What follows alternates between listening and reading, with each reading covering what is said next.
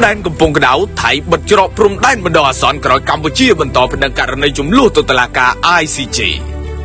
ស្ថានភាពកុងស៊ុលកម្ពុជាប្រចាំខេត្តស្រះកែវបានឲ្យដឹងថាច្រកតំបន់និងច្រករបៀងរវាងព្រំដែនកម្ពុជាថៃ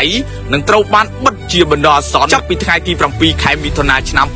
2025 នេះតទៅការបិទនេះធ្វើឡើងបន្ទាប់ពីភាគីកម្ពុជាបានបដិសេធមិនព្រមចរចា4ចំណុចគឺតំបន់ប្រាសាទតាមាន់តូចតាមាន់ធំតាក្របីនិងតំបន់មុំ3នៅក្នុងកិច្ចប្រជុំវិញអង្គគណៈកម្មាធិការចម្រុះព្រំដែន JBC ដែលនឹងប្រព្រឹត្តទៅនៅថ្ងៃទី14 ខែមិថុនាឆ្នាំ 2025 ខាងមុខនេះ